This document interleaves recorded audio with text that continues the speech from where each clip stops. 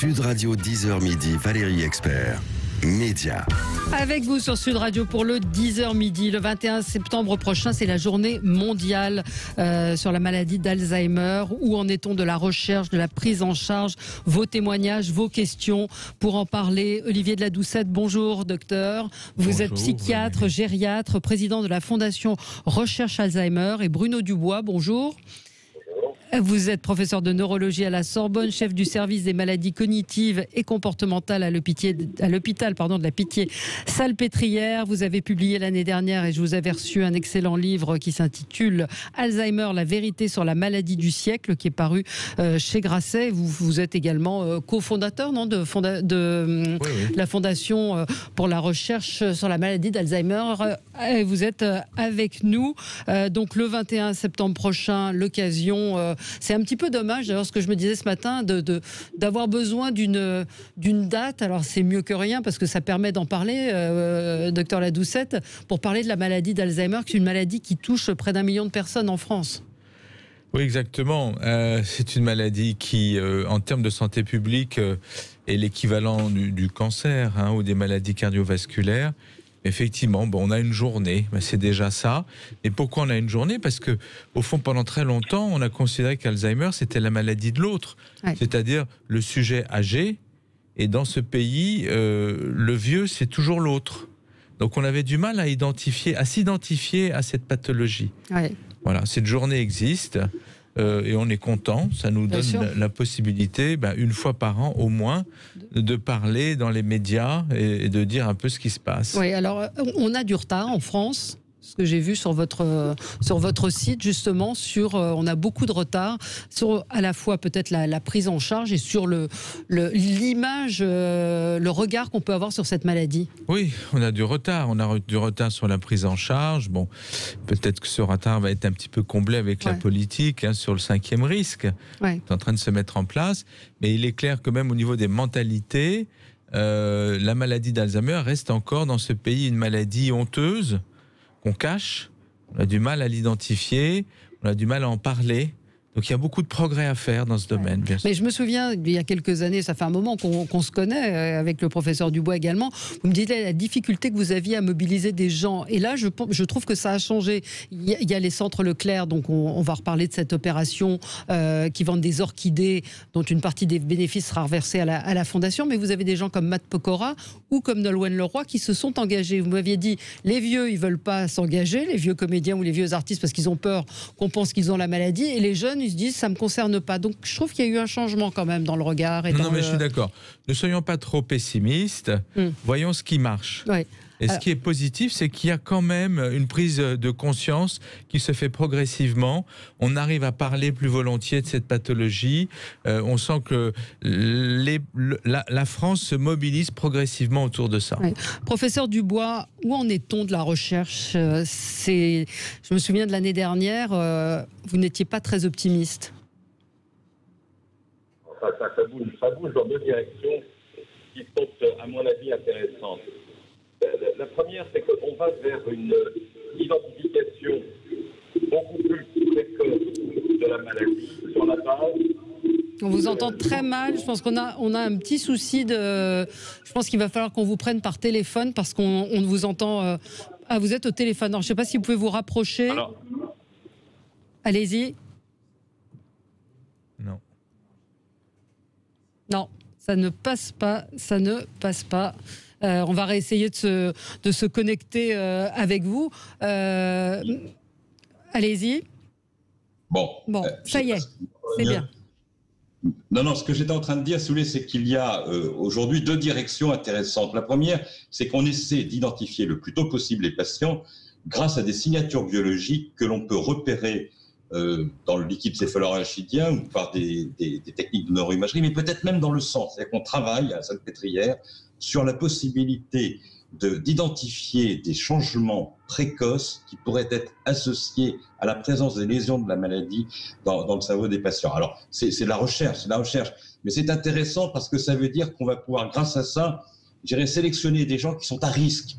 Et on est dans cette dynamique de repérer des gens à risque pour pouvoir leur faire bénéficier le plus tôt possible de méthodes qui permettraient peut-être de prévenir ou de retarder l'entrée dans la maladie. Mais qui sont les gens à risque? Pardon de vous interrompre, professeur, mais qui sont les gens à risque? Comment on sait qu'on est à risque? Eh ben c'est tout le sujet.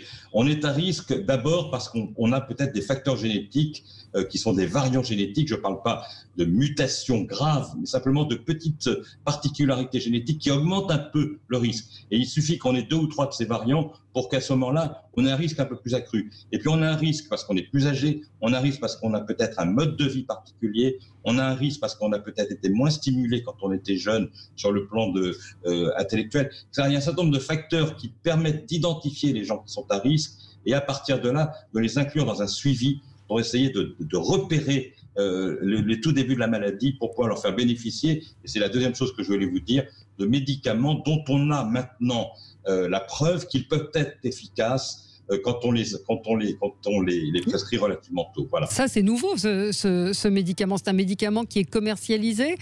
Comment est-ce qu'il fonctionne? Parce que jusqu'à maintenant, il y avait rien pratiquement.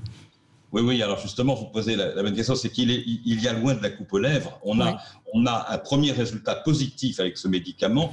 Est-ce que ce résultat va suffire pour que les autorités, notamment les autorités américaines, la FDA, valident ce médicament comme un médicament efficace? C'est un débat actuellement, c'est en discussion. Le dossier a été déposé à la FDA. On aura la réponse dans quelques semaines ou quelques mois. Et puis après, il va falloir que ce médicament convainc les autorités européennes.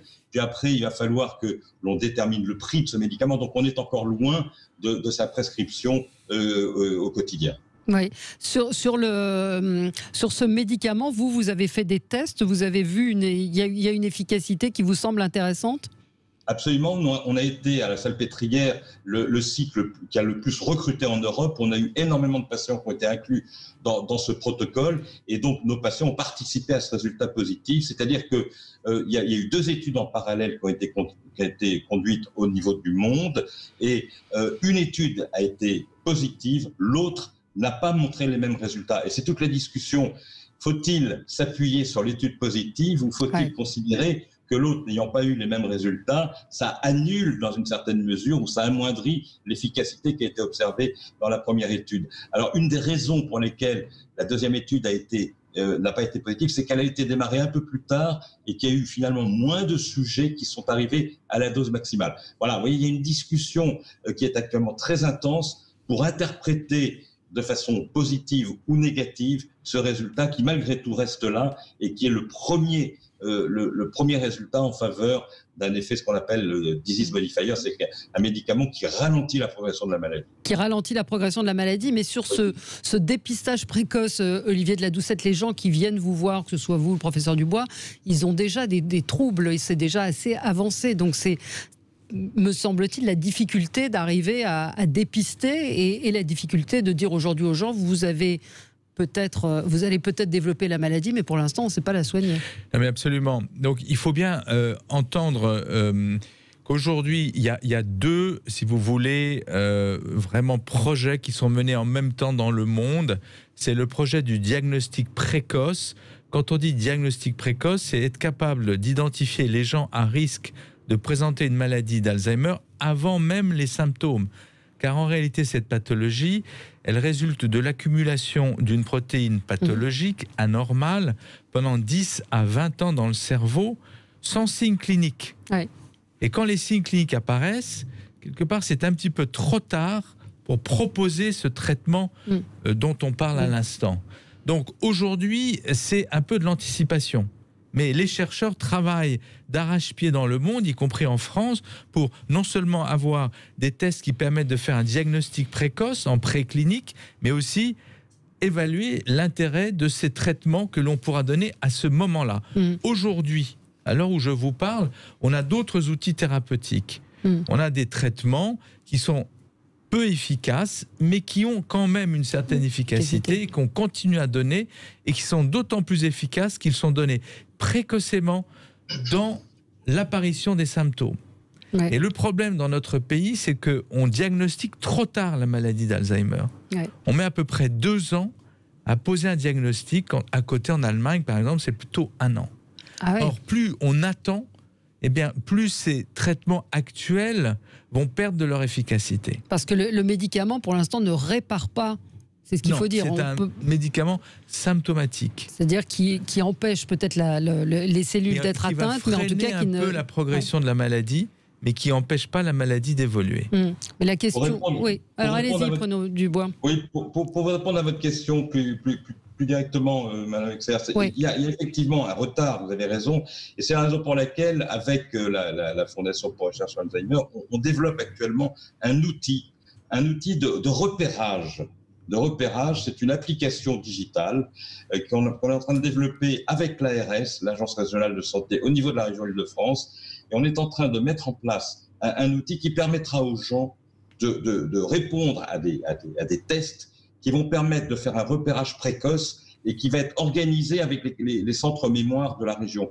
Donc c'est un outil qu'on appelle Santé Cerveau que l'on développe actuellement. Et oui, c'est le genre de réponse à la question que vous posez, c'est qu'on est dans cette stratégie d'essayer de mettre à la disposition de nos concitoyens des outils qui leur permettent de se rassurer la plupart du temps parce que les gens sont inquiets et sans raison, et éventuellement de repérer des gens qui débutent un processus pathologique. Parce que j'ai vu en préparant un petit peu l'émission que vous le dites à chaque fois tous les deux, quand on oublie où sont ses clés ou qu'on oublie des mots, voilà, c'est pas. Il y a une espèce de phrase populaire qui dit ah ça y est j'ai Alzheimer, c'est pas un signe. Absolument, il faut rassurer nos auditeurs. Ça arrive à tout le monde d'oublier son numéro de carte de crédit, où est-ce qu'on a garé sa voiture, etc. Non, on avait même montré. Rappelle-toi, on avait même montré il y a quelques années que quand on prenait deux populations, une population de gens atteints de cette maladie, eh bien, ils avaient une caractéristique assez particulière, c'est que finalement, ils sont ce qu'on appelle anosognostiques, c'est-à-dire qu'ils ne se rendent même pas compte qu'ils ont des difficultés. Ils ne se plaignent pas, finalement, paradoxalement. Alors que quand vous preniez des gens âgés normaux, ils avaient une plainte, ce qui nous avait permis d'avancer de façon un petit peu excessive cet axiome qui rassure assez souvent les gens en leur disant plus on se plaint de sa mémoire, moins on a de risques d'avoir la maladie d'Alzheimer. C'est un peu excessif si vous voulez, peut-être pas tomber dans l'excès inverse, mais en fait quand même, là il y a une indication, si vous voulez, le fait de se plaindre est souvent associé à la présence de troubles attentionnels et non pas à la présence de troubles de la mémoire proprement dit. Alors on va marquer une petite pause et on revient avec vos questions, vos témoignages. 0826 300 300, on est ensemble sur Sud Radio jusqu'à 11h pour parler de la maladie d'Alzheimer. À tout de suite. Avec vous sur Sud Radio, nous parlons de la maladie d'Alzheimer, des progrès qui ont été faits, de la recherche. Le 21 septembre prochain, c'est la journée mondiale d'information sur la maladie d'Alzheimer. Vous pouvez évidemment participer à cette recherche. On en parle avec le professeur Bruno Dubois, qui est professeur de neurologie à la Sorbonne et chef du service des maladies cognitives et comportementales à l'hôpital de la Pitié-Salpêtrière à Paris. Je rappelle votre livre Alzheimer, la vérité sur la maladie du siècle, qui est paru chez Grasset. Olivier de la Doucette, psychiatre, gériatre et président de la Fondation Recherche Alzheimer. On peut faire des dons en ligne, on peut aller chez Leclerc, acheter une orchidée. On fait une bonne action puisque ce sera reversé à la Fondation. Et dire que il y a peu de recherches en France. J'ai vu sur votre site 10 fois moins de recherches que sur le cancer. Oui. Alors il y a de la recherche, mais... Il y a de la recherche. Alors c'est mondial, c'est pas uniquement la France, c'est à peu près partout dans le monde. On se rend compte qu'il y a en moyenne, quand vous avez un chercheur sur la maladie d'Alzheimer, vous en avez à peu près 5 qui travaillent sur le cancer. Donc les efforts qui sont consentis en faveur de la recherche sur Alzheimer ne sont pas à la hauteur des enjeux. Et ça, c'est important de le rappeler à nos auditeurs. Si aujourd'hui, on a tellement avancé avec le cancer, et je crois qu'on peut considérer que dans 15 ans, on aura solutionné une grande partie des cancers, c'est parce que depuis 80 ans, massivement, les États et les particuliers ont investi sur le cancer. Et quand on investit, on a des résultats. Alzheimer, on n'est pas à la hauteur. Or, les enjeux sont considérables. On ne peut pas se permettre d'attendre encore 30 ans qu'il y ait 2 fois plus de malades d'Alzheimer sur la planète et dans nos pays, parce que les systèmes de santé, les systèmes de solidarité, à la fois nationaux et familiaux, vont craquer. C'est très compliqué. Il y a une prise en charge, c'est très compliqué. Et les EHPAD aussi ont beaucoup de mal à gérer ça. Professeur Dubois, sur la recherche précise, que vous êtes l'un des plus grands spécialistes de la maladie, sur cette recherche, est-ce que c'est une question de moyens ou est-ce qu'on est bloqué face à cette maladie aussi ? C'était une question de moyens, et puis oui, c'était une question de moyens certainement, parce que si vous voulez, le problème c'est qu'on a exploré une piste, qui est ce qu'on appelle la cascade amyloïde, et malheureusement cette piste aboutit non pas à une impasse, mais n'a pas apporté toutes les espoirs que l'on pouvait fonder sur cette piste. Donc on est obligé maintenant d'avoir des approches variées et de ne pas mettre tous nos œufs sur le même panier. Et donc il y a d'autres pistes qui se développent actuellement, la piste inflammatoire, la piste la piste tau, il y a plein d'autres pistes qu'il va falloir explorer. Et donc il faut des moyens, il faut des équipes, il faut des compétences. Et puis surtout, ce qu'il faut aussi, c'est développer, à côté de la recherche fondamentale et à côté du soin, il faut développer ce qu'on a appelé la recherche clinique, c'est-à-dire la recherche sur le patient. C'est-à-dire, ce que je dis, la maladie, c'est le patient qui l'a, et il a un secret qu'il nous faut dévoiler. Et c'est en étant sur le patient, c'est-à-dire en faisant des recherches à l'hôpital, mais cela nécessite des professionnels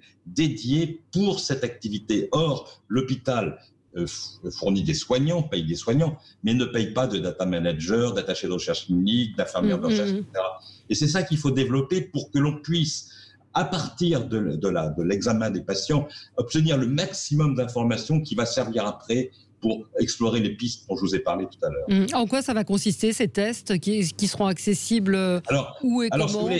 Alors, ce sont des tests qu'il faut faire à partir du sang. Il faut faire des recherches pour regarder s'il y a des anomalies. Justement, je parlais par exemple de la piste tau, de la piste inflammatoire, chercher s'il y a des anomalies spécifiques dans le sang, dans le liquide céphalorachidien, dans tous les prélèvements que l'on peut faire, même dans les prélèvements post-mortem. Et le docteur de la Doucette et moi-même, on a monté une cohorte absolument remarquable qui s'appelle la cohorte IFRAD, et c'est une cohorte de sujets qui ont été suivis dans plusieurs villes françaises jusqu'au prélèvement post-mortem, et l'analyse du cerveau des patients est aussi une source d'information. Ouais. Alors, on a une auditrice qui voulait témoigner. Bonjour, c'est Pauline, vous nous appelez de Hoche. Bonjour Pauline. Bonjour. On vous écoute, vous vouliez témoigner ? Alors moi, voilà, j'ai mon papy qui est décédé malheureusement maintenant, qui a eu la maladie d'Alzheimer, qu'on a commencé à détecter à l'âge de 60 ans, mais qui s'est empiré au fur et à mesure. Et on se demande si du coup maman ne serait pas atteinte d'Alzheimer. Et ça serait pour savoir quels sont les signes à contrôler, quels sont je sais pas. Oui, d'accord. On va pas faire une consultation. Je vais pas vous demander les signes qu'elle a. Déjà, peut-être un mot sur votre papa. 60 ans, c'est jeune, non, pour une maladie d'Alzheimer. C'est très jeune, non ? C'est très jeune. Ça représente à peu près 3 à 4% de tous les malades d'Alzheimer qui ont moins de 65 ans. La grande majorité commence cette pathologie autour de 75-80 ans. Alors, sur les signes qui doivent alerter. Oui, entendons-nous bien dans le témoignage que nous entendons. L'Alzheimer, c'est pas contagieux. C'est pas parce que le papa a eu Alzheimer que maman va l'avoir. Sauf que maman a probablement été épuisée par la prise en charge de son mari, et peut-être que ça a pu accélérer une maladie qui était là sous-jacente et qui se révèle. Le conseil qu'il faut donner à madame, c'est qu'elle aille voir déjà le médecin traitant de sa mère, qu'elle lui pose quelques questions sur justement les troubles qu'elle observe. Est-ce qu'ils sont de l'ordre de la maladie d'Alzheimer ou juste d'un épuisement psychique ? Ils sont compétents, les généralistes ? Si le généraliste, il est compétent pour faire, si vous voulez, un filtre assez grossier. Et après, nous conseillons fortement à notre auditrice d'aller vers un centre ressources mémoire. Il y en a à peu près partout maintenant sur le territoire, et d'aller faire un bilan complet. Et ça prend un petit peu de temps. En général, c'est une demi-journée, une journée entière. Et là, on pourra lui dire exactement ce qu'il en est. Oui, professeur Dubois, c'est vrai que c'est cette inquiétude qui arrive, où on se dit, est-ce que c'est la maladie ? À quel moment on consulte ? Comment fait-on ? Oui, tout à fait. C'est intéressant ce témoignage, parce que vous voyez, c'est finalement la fille qui prend les choses en main. Vous voyez, alors que normalement, quand on est malade, on va consulter soi-même. Donc, vous voyez bien la difficulté qu'il y a à repérer les patients si eux-mêmes ne se mobilisent pas. Alors, je n'ai rien à rajouter à ce qu'a dit le docteur Doucet, c'est exactement ça. Mais c'est quand même l'occasion de rappeler que cette maladie touche aussi les sujets jeunes, ce qui est encore plus particulièrement douloureux parce que ce sont des gens qui sont, je dirais, qui sont souvent en activité professionnelle, qui ont un rôle familial important, et donc les répercussions familiales et personnelles sont extrêmement lourdes. Donc il faut se mobiliser aussi pour créer des centres de prise en charge de ces patients qui soient spécifiques à ces patients jeunes, parce qu'on ne peut pas les mettre dans des EHPAD où ils vont être confrontés avec des patients très âgés, et il y a à ce moment-là une difficulté et pour les familles et pour les patients de vivre dans cet environnement qui n'est pas adapté à eux. Oui. Qu'est-ce qu'on peut dire sur les facteurs environnementaux? Qu'est-ce qu'on sait des choses sur l'alimentation, l'activité physique? Est-ce qu'on a aujourd'hui des éléments pour dire que l'environnement, je ne sais pas, peut-être que c'est le professeur Dubois qui peut répondre? Alors, il y a deux choses. Est-ce qu'il y a des facteurs aggravants et est-ce qu'il y a des facteurs qui permettent de retarder? Alors ça, c'est très bien exposé dans un livre que vous avez cité. Ouais. Alors, les facteurs aggravants, c'est difficile à dire. On parle régulièrement de la pollution, on parle d'un certain nombre de facteurs, mais les données épidémiologiques ne permettent pas de trancher de façon formelle. En revanche, il semble, c'est maintenant établi, qu'un certain nombre de facteurs de risque sont modifiables et qui sont des facteurs de risque qui sont liés au mode de vie. C'est-à-dire que contrôler les facteurs de risque vasculaires, c'est très important parce qu'il y a une composante vasculaire qui peut être associée à la maladie d'Alzheimer, qui n'est pas causale, mais qui peut aggraver, je dirais, l'expression de la maladie. Vous avez deuxièmement l'activité physique, dont on a montré qu'elle était bénéfique. Ça va dans le même cadre, ça oxygène bien le cerveau, donc ça retarde l'entrée dans la maladie. L'activité, la stimulation cognitive, quand on est jeune, c'est positif. L'interaction sociale, la lutte contre l'isolement, même l'isolement sensoriel, donc et même peut-être l'alimentation, la qualité de l'alimentation peut aussi jouer. Et on a montré que grâce à l'ensemble de ces mesures, on arrivait à diminuer de 13% par décennie le nombre de patients atteints de démence. Je dis de démence. Oui, de démence, oui. Voilà, je ne dis pas particulièrement de maladie d'Alzheimer. Oui, parce qu'il y a effectivement beaucoup de maladies qui sont apparentées, qui ressemblent à la maladie d'Alzheimer, mais qui ne le sont pas. Exactement. Mais oui, docteur de la Doucet, je pense que d'une manière générale, ce message du sport, de l'activité physique et de l'alimentation est de toute façon bénéfique pour la santé. Mais tout à fait. Donc il y a un ensemble d'éléments qui sont très bien décrits maintenant. On les trouve même sur notre site, le site de la Fondation Recherche Alzheimer. Eh bien, ces éléments, si on les suit, eh bien, on peut retarder nettement l'apparition de la maladie et avoir un impact personnel sur cette pathologie, d'accord? Donc, on peut être très préventif, c'est efficace. On n'est pas en train juste de parler de choses théoriques. On est dans une réalité. Des choses qui ont été prouvées. C'est prouvé. Si on suit ces conseils, eh bien, on peut être préventif et éviter d'avoir la maladie d'Alzheimer. Professeur Dubois, la réponse de la FDA, de l'administration américaine, vous dites ça peut prendre quelques semaines encore? Ah oui, je pense que c'est un processus qui est long.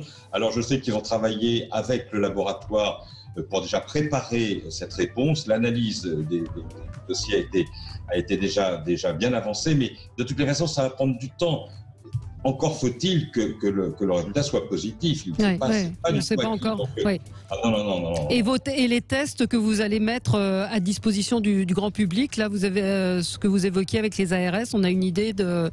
Écoutez, on est en train de le valider, ça marche bien. Là, le test qu'on a développé avec mon équipe est bien validé, c'est-à-dire qu'il montre qu'il est efficace et qu'il reproduit exactement ce qu'on observe quand on fait un bilan plus approfondi. Donc l'outil est bon et on est en train de réfléchir à la façon de le diffuser. On va le diffuser probablement en mobilisant les pharmaciens, les SIAD, les infirmières, etc., les médecins généralistes pour effectivement encadrer la réalisation de ce test. Merci à tous les deux. Merci professeur Dubois. Votre livre Alzheimer, la vérité sur la maladie du siècle qui est paru chez Grasset, et Olivier de la Doucette, vous avez également publié de nombreux livres sur l'âge, sur le grand âge et la gériatrie. Merci à tous les deux. On se retrouve dans un tout petit instant pour commenter l'actualité.